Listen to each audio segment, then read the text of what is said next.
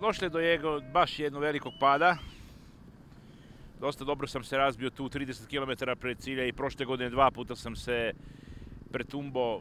Znači tu negdje izgleda koncentracija mi pada. Ja mislim da sam već u cilju, ali još nisam.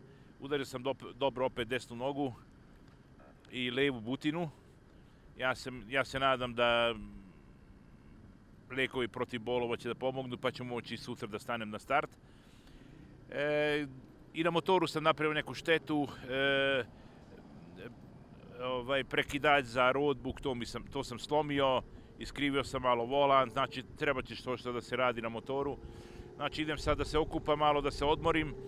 401 km je bila specijala, ja mislim da sam solidno odvozio.